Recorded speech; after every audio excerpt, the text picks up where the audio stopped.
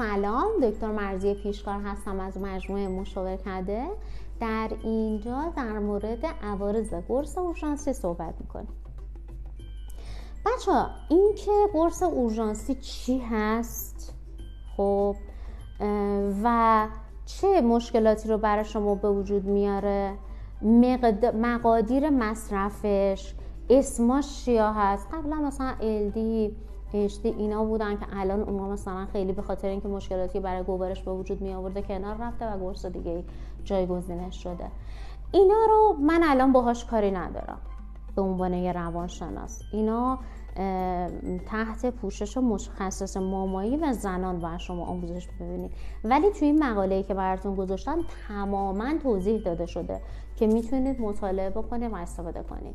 چیزی که مهمه برای من اینجا به عنوان یک روانشناس این هستش که من شاهد این هستم خانوم‌ها و دختر خانوم‌هایی رو دارم میبینم که از قرص اورژانسی به عنوان نقل و نبات استفاده میکنن. مثلا میبینی بعد تجربه هر رابطه جنسی میره سراغ قرص اورژانسی، در صورتی که اصلا حقشو نداره، به خاطر اینکه بسیار عوارض داره برای شما نهایتا توی سال میتونی 2 بار از قرص اورژانسی استفاده بکنی. میتونی از در واقع اون چیزهایی که برای خود مراقبتی هستش، برای این هستش که جلوگیری از بارداری، همه اون ابزارهایی که بهشون تعریف شده رو استفاده بکنید به صورت مستمر و مداوم.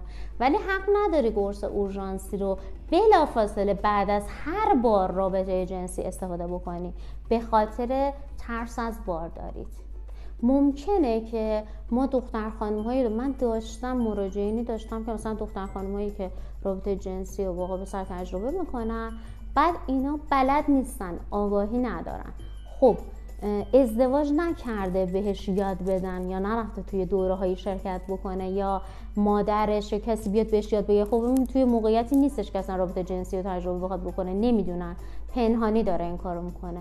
تو داری پنهانی این کارو میکنی، آگاهی داشته باش که در واقع چه شکلی باید جلوگیری انجام بدی. چون آگاهی نداره بلافاصله بعد از هر بار رابطه میره قرص اورژانسی مصرف میکنه و این بسیار خطرات و عوارض جانبی رو براش داره که باید احتیاط بکنه و مراقبت بکنه. من لازم دونستم به عنوان یه روانشناس کسایی که به من مراجعه میکنن و اینا رو میگن بهتون آگاهی بدم.